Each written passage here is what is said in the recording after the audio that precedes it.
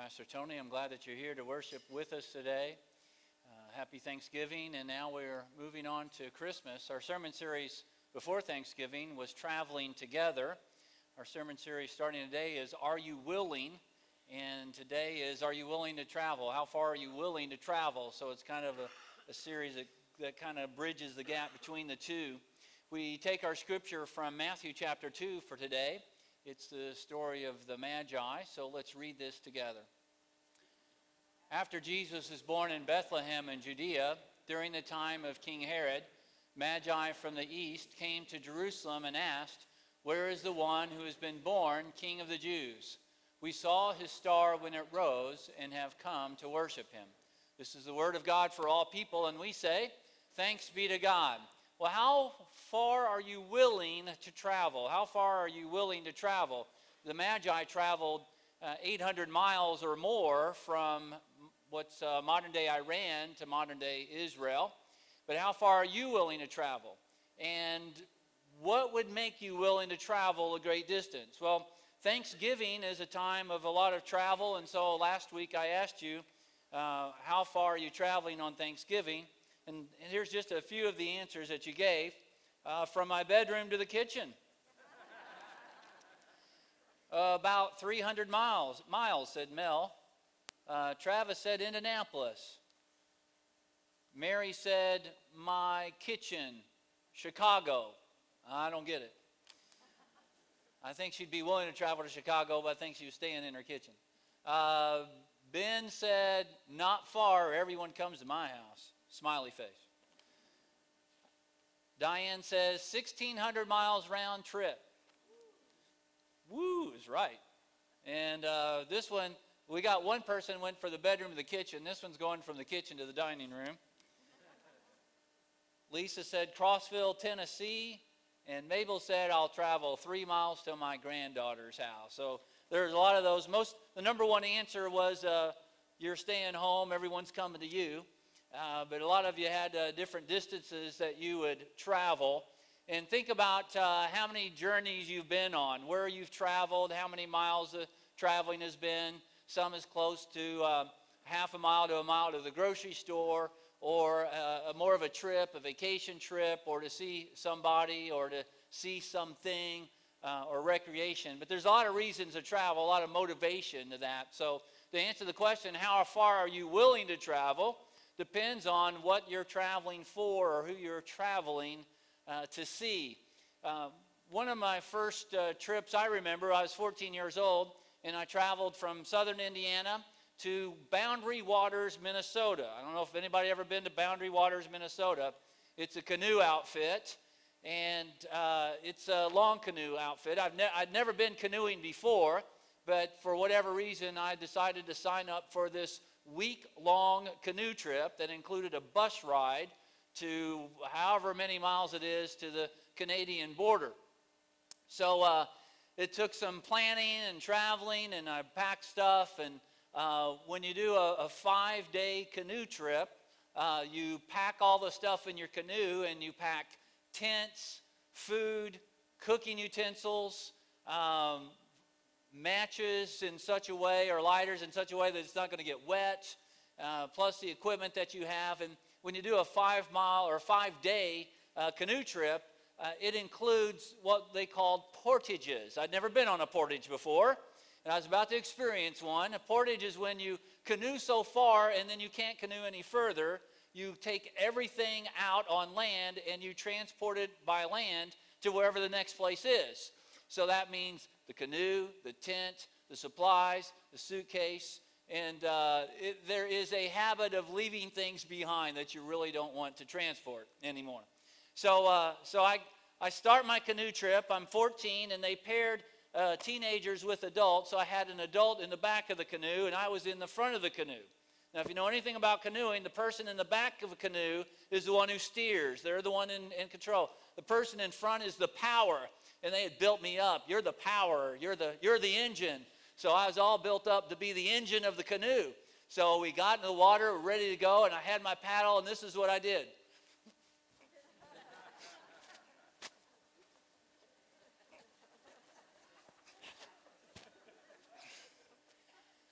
About 4.5 minutes later, I was done. I went about 300 yards, and I still had 5 days to paddle. And I learned a very valuable lesson that day. Don't paddle with all your might on a 5-day canoe trip because you wear yourself out in 4.5 minutes. And so the person in the back of the canoe was very patient with me, very loving, taught me, I kind of enjoy the journey. That power didn't mean I had to paddle as fast as I possibly could the entire time. It just means when he says paddle on the left, I paddle on the left, paddle on the right, I paddle on the right. Because the whole time I was doing this, what was he doing in the back? Trying to figure, we're just going like this the whole way. So what motivates you to travel? How far are you willing to travel, and by what means and mode are you willing to travel? Yesterday I was at a birthday party for a 1-year-old. I traveled 2.5 miles. If that same child had been 100 miles away or 200 miles away, I probably wouldn't have gone. But the grandparents of that 1-year-old traveled 100 miles and 160 miles to celebrate that birthday of that child. So a lot of times it depends on who it is you want to see and how bad you want to see that person. So Thanksgiving is a time when people travel an awful lot. Christmas is a time when people travel an awful lot. And we travel because we want to be with those people to celebrate that holiday or celebrate that special occasion. Or it's a time where we have a little break and we're motivated to maybe get away, to have a pleasure trip or a pleasure cruise or something like that. Anyway, I've never been on a cruise. Anyone ever been on a cruise? I hear they're wonderful. My wife tells me they're great. She's been on one, but she didn't take me. And so we had planned on taking a cruise for our 25th wedding anniversary. So let me just tell you, there's 3 parts of any journey. You have to start the journey, then you have to continue the journey, and you have to stay on the journey until you've reached your destination. At any point you abandon the journey, you will not get to your destination. Can you follow me on that? So we had planned to take a cruise, but we never started. We never got there. We didn't even do it. Have you ever planned a journey that you never took? I've planned a lot of journeys that I never took, and I can't count them as a journey that I've taken. I never arrived at the destination. I never had the fun of the journey itself. I didn't even start it. We had planned a cruise, and God had different plans because 6 months before we were going to take our cruise, I found out that the bishop was moving Rhonda and I to a place called New Albany, Indiana. And so I said, well, I guess I'll take you to New Albany, Indiana for our 25th wedding anniversary. So now we're planning a 30th. It's been 5 years now. We're planning a 30th. And so we're planning this new trip. So it's just in the planning stages. But we'll never go on the trip without a little bit of planning. Now, so I know some of you are already arguing, spur of the moment, you're ready to go. You don't have to plan anything. If you decide today you're going to go somewhere, you're just going to go. But still, there has to be a little planning. If you're going to go by car, you have to decide that. You have to put some gas in the car. You pack a little bit anyway. And then you might even start today and take that trip. But there's at least a little bit of planning. Now, if you are a magi, and you're going to go on a journey of 800 miles from what's modern-day Iran, ancient Persia, to a place called Israel, you have to put a little planning into it. For one, we ask, why would they be willing to travel 800 miles to see a baby that's born king of a different country? And if they were willing, why would they do it, and what would they take with them? And I want to liken the Magi to Taylor Swift, all right? Taylor Swift, if she was going to go on a journey, if she was going to plan an entourage, it'd take some planning. Taylor Swift doesn't go anywhere by herself. There's got to be someone to do her hair and someone to do her makeup, to take care of her wardrobe. And if she's going to sing, she's got to have her roadies to set up the sound equipment.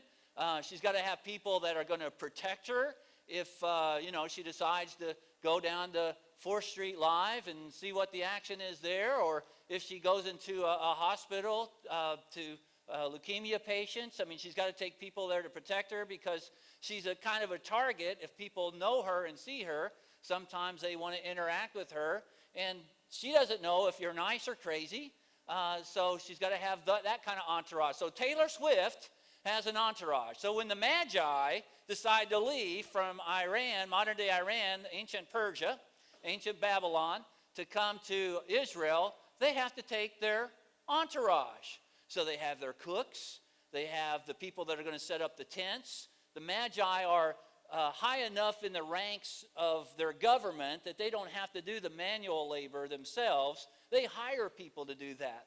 So you have your guides, you have your protectors, because it's not real safe to travel in the ancient world in the 1st century. So how many Magi were there? How many wise men were there?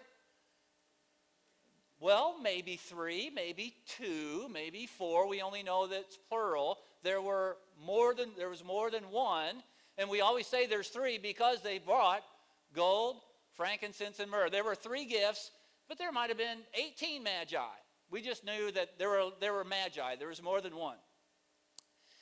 So they have their entourage, they have their Magi. Maybe they bring some of their family members along, but there could have been up to 100 people. That takes some planning. So they see a star in the east, and they say, King of the Jews has been born. Let's go visit. Now, what would motivate them to do that in the first place? Once they're motivated, they have to plan taking 80 to 100 people with them. Well, what would motivate them in the first place? So what? Why are Magi in the east? Why would they care that the King of the Jews has been born? And it's not like, a new king isn't born every generation. Why this particular time and this particular king? They see a star in the east. So what? Why did they connect a star in the east to be a baby born in Israel, to not just any baby, not just any king, but the King of Kings?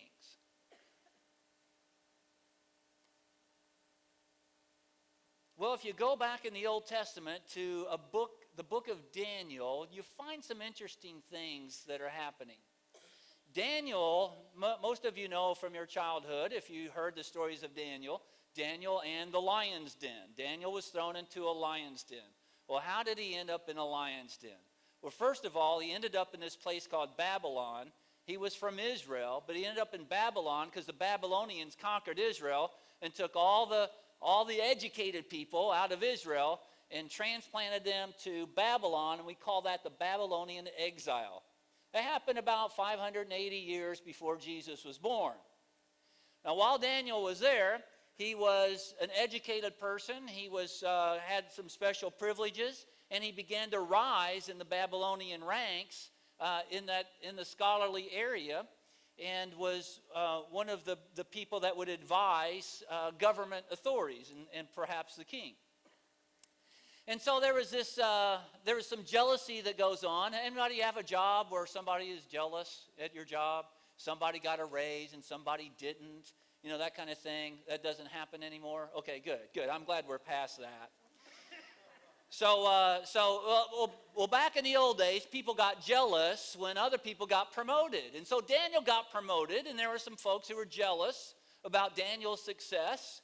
And so they went to the king and they said, hey, king, let's pass a rule that no one can pray to any other god. They have to pray to you for a period of time. And so the king passed a rule, and Daniel, being true to God, he stayed true to God. He prayed to God, not to the king.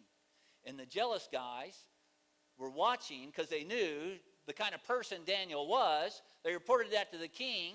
The king came to Daniel and said the punishment was you're going to be thrown into the lion's den, where supposedly the lions were going to eat him for supper.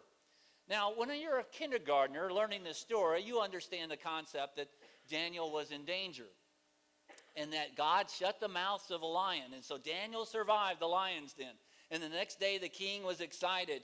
And then king put Daniel at even a higher rank in the kingdom over these scribes and scholars. Now, it was long after kindergarten before I realized what happened to the jealous people. You know what happened to the jealous people? They got thrown into the lion's den, and they got eaten. They didn't tell me that in kindergarten. They didn't tell me the whole story. I had to find that out on my own. So I'm telling you that right now. If you didn't know that, people get eaten by lions in the book of Daniel, but it's not Daniel.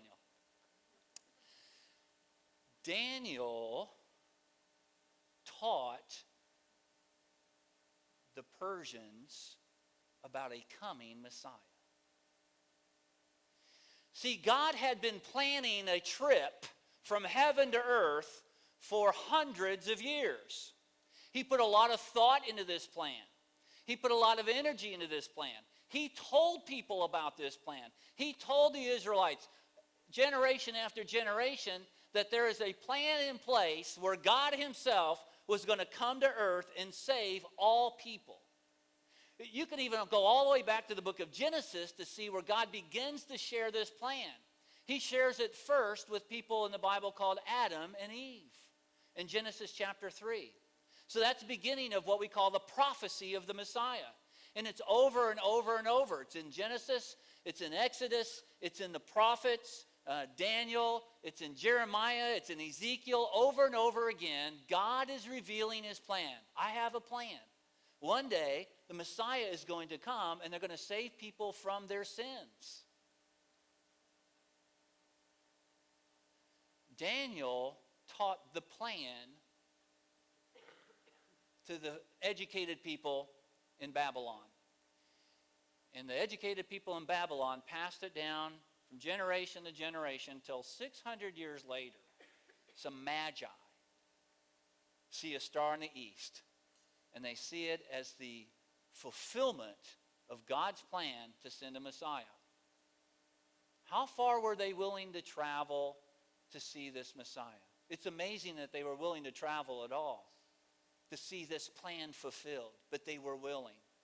And so the planning for the Magi took probably 12 months to 18 months. And so they began their travel. It probably took them 45 to 60 days to travel the 800 to 900 miles from where they were to Jerusalem. The problem is they didn't exactly know where Jesus was. They didn't exactly know where the baby was. So they went to the most likely place. They went to the capital city, to the palace of the king, King Herod. And they said, hey, we've come to check out the King of the Jews. We see the star in the east, and we believe he's been born. Can you tell me where to go? Well, I don't know about you, but when I get lost, I'm not the first one to ask directions. So there's just amazing pieces of this story here. The Magi are asking directions. And I don't know if you've ever stopped to ask directions, but have you ever asked directions from the wrong person and got an answer?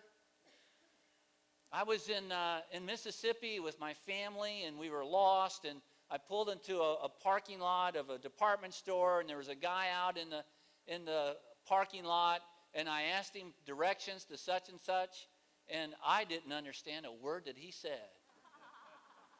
And I responded with, thank you very much. Decided to go find somebody that I could understand. But I don't know, a lot of times those little arguments in the cars that we have usually revolve around when to stop at the restroom and someone saying, you're lost. You need to stop and ask directions. Where the other person says, I'm not lost. I know exactly where I am. I just don't know where I'm going. So they stop and ask directions to the wrong person. Now they get the right answer. They get the right answer because the answer is they go to Micah, another prophet in the Old Testament, chapter 5. Out of you, O Bethlehem, will come the ruler. So they come to the Magi and they say, he's probably born in Bethlehem. And Herod says, go and check it out so I can worship with him too. That's what he's doing on the inside because Herod is a paranoid dictator who wants to kill any threat to his throne. The journey of faith.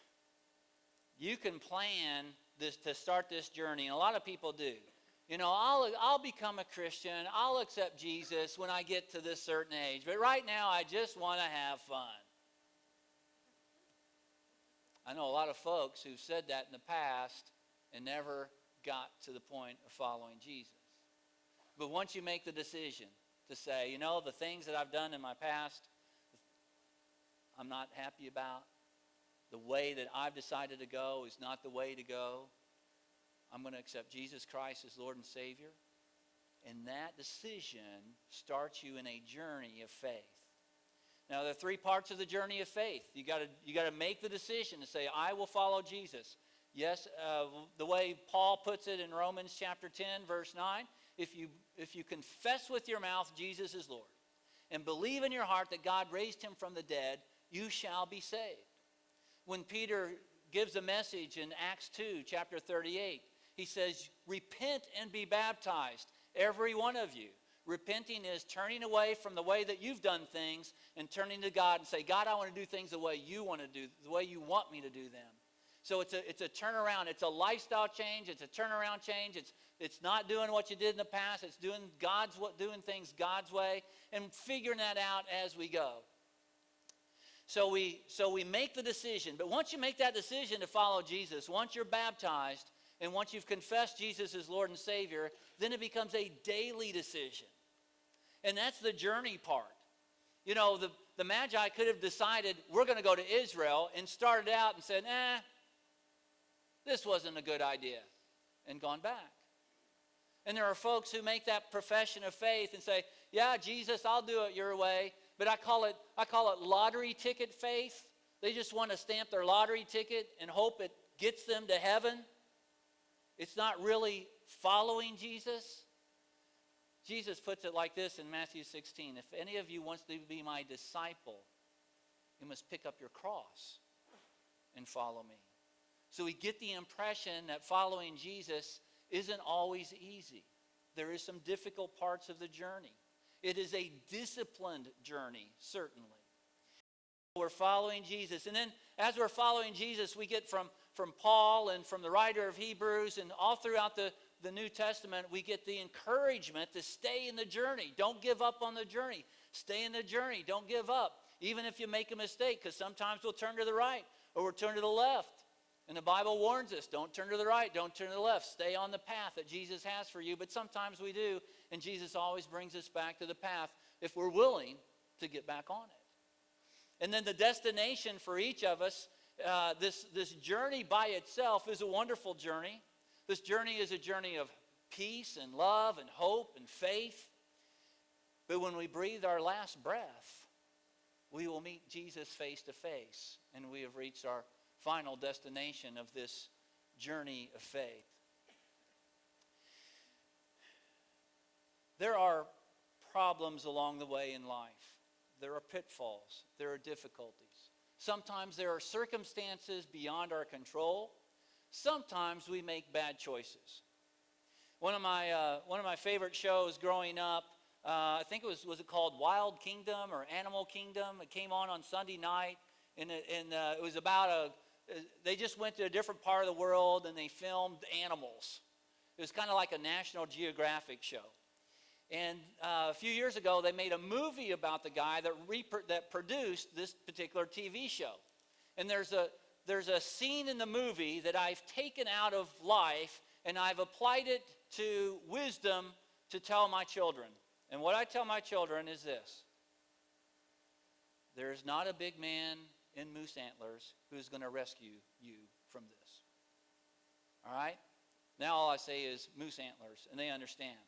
But there's a scene in the movie where this boy is in the canoe, and he's going down these rapids, and of course there's music in the background. It's a movie, right? It's exciting. And what perilous thing lies not too far away? In every movie, what perilous thing lies not too far away in the water? It's about to go over a waterfall. It's even in the cartoons, all right? And so this boy's about ready to go over this waterfall, and this big man with moose antlers comes out and grabs the kid and rescues him. That's a movie. There's not a man with moose antlers that's going to come and rescue you from some bad decisions that you make. Normally, you have to suffer the bad consequences of the bad decisions that you make. And so we have God's holy word that warns us against making bad decisions. It warns us against such things as don't commit adultery, don't steal, don't lie, don't murder, don't hate, don't be prejudiced. We have these things in Scripture that warns us to stay away from this angle or this angle and to go the way of love. Paul says, I will show you a most excellent way. If you have gifts but you don't have love, your gifts mean nothing. If you can heal but you don't have love, your gift is nothing.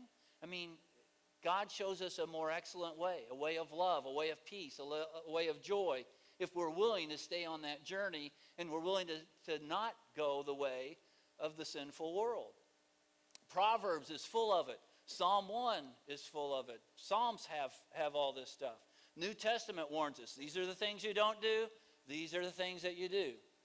When I was a kid growing up, I had a pastor that would say, if you focus on doing the do's, you don't have to worry about not doing the don'ts, because you don't have time for those. If you're doing everything that God wants you to do, you're not going to stray to the left or to the right, because you're going to be on the path that God has for us. Now, if we're on the path that God has for us, if we're doing what God wants us to do, He still won't send us a man in moose ears to rescue us. But there is evidence every once in a while that He will send a messenger to encourage us in the journey or to warn us of impending danger. Impending danger. So, impending danger for the Magi was, don't go back to Jerusalem. Don't go tell Herod where you found the baby. So they went a different way. Impending danger came in the form, the warning of impending danger came in the form of an angel in a dream to Joseph to say, your child is in danger. You need to flee from Bethlehem. You need to get away from this place because there are people who are trying to kill baby Jesus. So they flee. They go to Egypt while Herod comes down and slaughters the innocents in Bethlehem. But we have warnings of impending danger. We have warnings of the consequences of the impending danger. We also have the way in which we should go and the results, the positive consequences of the way that we should go. So we start the journey of faith, we continue the journey of faith, and we want to stay on that journey of faith, and we want to encourage each other in that journey of faith. We want to pray for each other in the journey of faith, because sometimes we want to give up. If you've ever been on, maybe you got to the planning stage and you got to the starting stage and you started a journey, and somewhere in your own travels and your own journey you didn't make it to the destination. You gave up somewhere along the way. Maybe the car broke down. Maybe somebody got sick and you had to turn around and go back, but you never reached your destination. Folks, the destination is too important to abandon the journey. When we see Jesus face to face, when we meet God, and we hear the words, well done, good and faithful servant, it will be worth all the trouble that we went through. It'll be worth that very first time that we confess Jesus Christ as Savior. It'll be worth every day of that journey of faith that we take. The days when things are going great and the days that things are not going so well. When I did a funeral for a 20-something-year-old a few years ago, that particular funeral was a strong Christian family. They were very strong in their church. They loved God. They praised God. But they were going through a really difficult time to lose their 20-something-year-old son. And I felt led to say to them, this same God that we praise when things are going well is the same God that is with us when we're going through a difficult journey. Continue your faith. And when all things are desperate, when all things are hopeless, there are people who love you, who are praying for you, who are surrounding you with love, and you'll make it through this dark, difficult time of your life. And they did. As difficult as it is, they just had Thanksgiving, their son isn't with them. They're going to have Christmas, their son isn't with them. There's never a day goes by they don't forget that. They don't forget about their son. And I know many of you have had similar experiences where you're thankful for the Thanksgiving you just had. You're thankful for the blessings that you have. But there's also a piece of your heart that grieves because there's someone that you miss. when I felt a call to ministry, in the United Methodist Church, part of the requirements is I needed to meet with my district superintendent. That's a guy that's in charge of about 100 churches in the area. And so I made an appointment, and I went to my district superintendent, and I said, I felt a call to ministry. And he said to me, Tony, when you were in the front of my canoe 12 years ago, you had a lot of energy in the first 4 minutes. And I want to tell you that ministry is a long journey. It is not a sprint. And I remembered that because I got in my first church and I wanted to do this. But I was slow and patient and loving. And I want to say the same to you in the journey of faith. When we come to know Jesus Christ as Lord and Savior, we might be really, really excited, and we might be on fire, and things might go really, really well for a day or a week or a month, but somewhere along the line, something's going to happen. You're going to get discouraged. But I want to tell you, do not abandon the journey of faith, because everything that you do, every part of it, is part of an experience that God is using to form you into the person that He wants you to be, until you reach your final destination. Let us pray. Most holy God, I thank you for your Son, Jesus Christ, who took the journey to go from heaven to earth, and who took the journey to go to the cross for us. I give you thanks for the love that motivated you to do that. And I give you thanks for each and every person that's here today, that's on the journey of faith. And Lord, if there's anyone here today that has not begun that journey, who's been waiting, or who maybe never heard it before and is hearing it for the first time, I pray that today would be the day they take the first step of the journey, that they would proclaim you as Lord and Savior, that they would live a life and stay on